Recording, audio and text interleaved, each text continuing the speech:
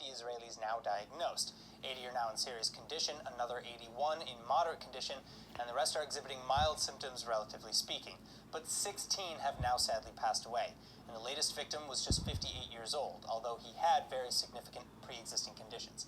But the record increase of infections in Israel over the past 24 hours now puts it in 17th place in terms of infection numbers across the world.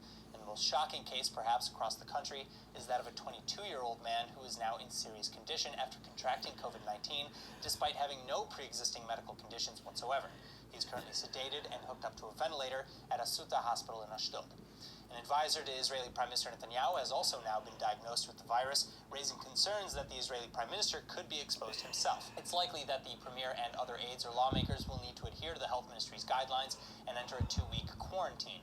This comes as the Cabinet's discussion on tightening restrictions across the country has been delayed to later today, and ministers had been set to meet last night to consider implementing new regulations of social distancing.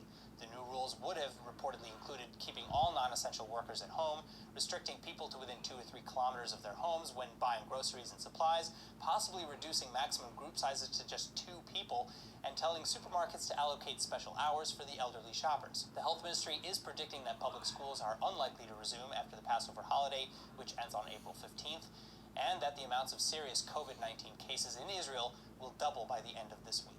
Meanwhile, in the Palestinian Authority, the number of confirmed COVID patients has risen to over 100, and in Gaza that number has hit 9, with 20 Palestinians in total having recovered, and 1 having died. But the spike in the number of infections is far from over, according to experts, and the IDF is concerned that widespread concerns over the illness will soon turn to widespread violence directed at Israel. Between the ongoing economic crisis and now a global pandemic, IDF security officials say that violence against Israel is just a matter of time away.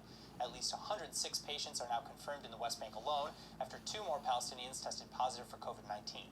And those numbers could grow rapidly, given the fact that only around 5,900 tests for the virus have even been administered in the West Bank and Gaza, against a total population of nearly 5 million. Also, hospitals and clinics in the Palestinian and disputed territories only possess about 300 respirators total, meaning they will likely be completely overloaded in no time. So speaking to Walla News, an IDF security official says that when the atmosphere heats up and patience wanes, violence erupts very quickly. And the official adds that we've already seen it in the past few weeks via threats by PA officials and calls to release Palestinian security prisoners from Israeli jails over fears of getting infected. In fact, PA Prime Minister Mohammed Shtayyeh even claims that the IDF is deliberately spreading COVID-19 to the Palestinians, adopting a modern take on a classic anti-Semitic blood libel. Still, overall, officials on both sides are praising the coordinated efforts to prevent the spread. All right, now moving on, Israeli leaders have expressed significant progress towards the formation of a broad unity government amidst the coronavirus pandemic. But instead of finalizing the agreement Sunday evening as planned, it now looks like Israelis will have to wait another week for a coalition to be sworn in. Now, the Blue and White Party has officially been dissolved, though its chairman Benny Gantz will reportedly keep